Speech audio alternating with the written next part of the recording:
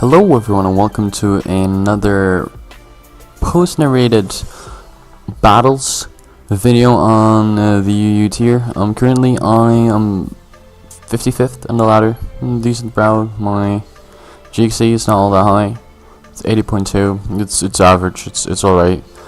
And I have some replays I want to show you.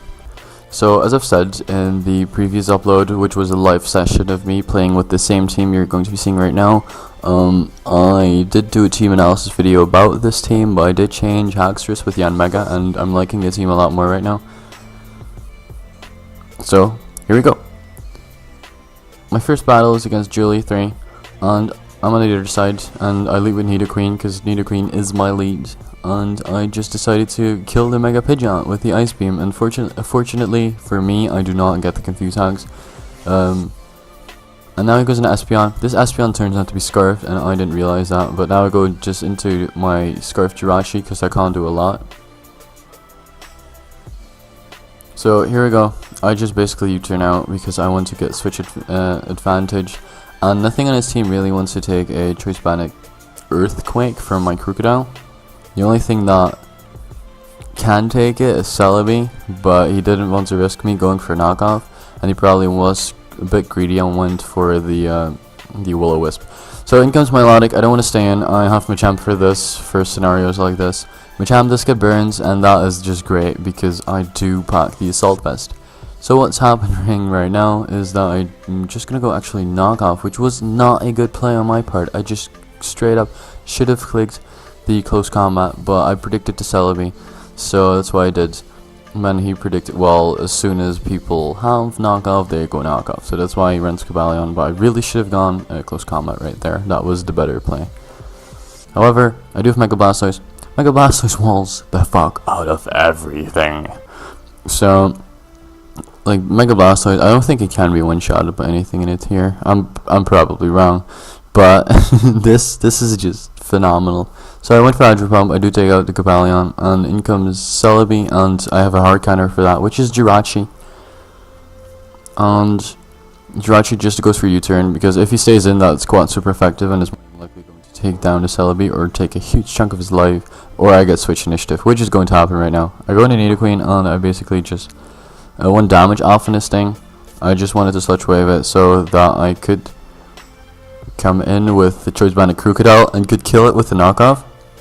So something is going to die to knockoff right now, and he chooses that to be Celebi. No, apparently I calced it, and knockoff would not be sufficient to knock it out, so I went for Earthquake. I do have a hard counter for Celebi, as I said.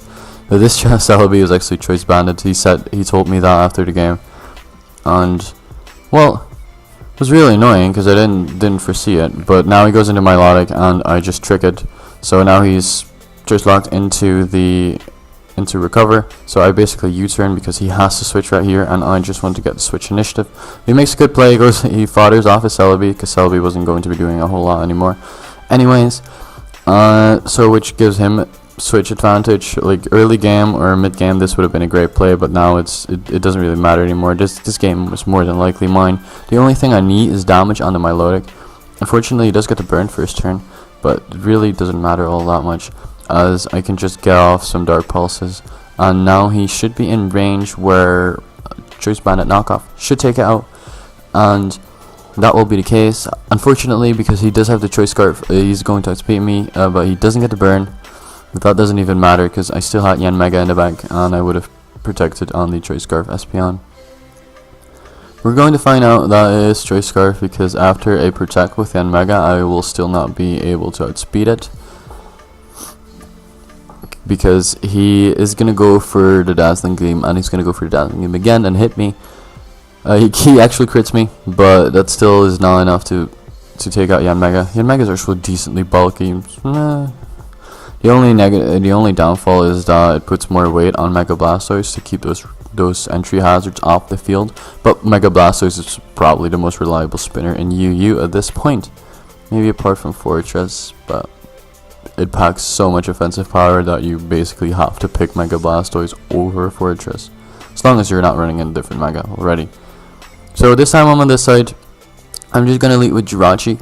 because I felt like he might want to lead with the Azolve, or he might want to lead with something that could one-shot my Nidoqueen. But he leads with Chestnut, so I really should have let off with Nidoqueen, just going by plan, and then if it doesn't work, well, then I just switch. But I didn't. And here I decided to go for Sludge Wave because Chestnut is a threat. And if I take down a Chestnut, then my Choice Bandit Krookodile is going to have fun against this team. But he switches to Nidoking on my Sludge Wave, and well, that basically forces me to go out into Machamp. I just went for Ice Punch, not protecting Chestnut or anything. I just went for Ice Punch because it was probably the best move I could go for at that point. But he went for Spiky Shield. That's great because I can go to Nidoqueen, and I go for Ice Beam here. If you wanted to switch into the Nidoking, that would die, and if you wanted to stay in, then Chestnut would die as well. So that was basically my optimal play. And here I stay in, thinking that he was probably going to Shell Smash in my face, and then I could kill it with Choice Scarf Jirachi. But that doesn't turn out to be the case, so I go into Blastoise, and he Shell Smashes here. I don't see the White Herb, so I figured, well, this has to be Sash then, but it's none of both. So I asked him, what kind of set are you? And he said it was King's Rock. Basically, the dick said that's what he told me it was. And I stay in because I didn't want anything else to take an Explosion, but he's not going for Explosion. And here he predicts my Dark Pulse, and he's actually running Justified Absol, which is probably the smartest thing he can do. I'd never considered it, but it's really good. And now he gets a low roll on the Sucker Punch, which really helps me out right here with the Hydro Pump, because I can kill it. And now he goes into Choice Bandit Azolve. I know it's Choice Bandit because it did fuck ton too. I believe it's Machamp or Nidoqueen, I forgot. But now he goes into Nidoking, which grants me a safe switch into Krookodile. And I did run the Calc. A knockoff would have a decent chance to knock out, so I just went for it. And I figured, well, he's probably not going to stay in. So he goes in Rotom Heat, that dies. And now he's telling me, well, I really should have kept my Chestnut. That's right, he should have kept his Chestnut. So basically what I'm doing right now is I'm death foddering my Machamp. He U-turns, going out into his Nidoking. Well, that's just fine. I just went for the knockoff. Maybe if he wanted to switch out, then... But now I'm going to get his free switch into my Krookodile again, and I can just knock off something and kill it.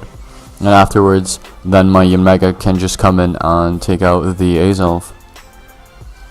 But that's not even going to be the case, is because he doesn't decide to go for the Choice Bandit super effective U-turn, but he just goes for Fire Punch. So this knockoff is going to kill it, and Krookodile is going to be the MVP this game. So my plan for this week is actually to record something with the Robotnik Man and Gargleflop. But they have been lacking time lately, or been doing stuff of their own and not really wanting to play Showdown. All kinds of different reasons why we aren't uploading together. But I'm really trying to do that because I have a lot of fun doing it, and I kind of think they do as well. Maybe they're just avoiding me, but they haven't been doing stuff with the two of them either. So, meh, we'll see.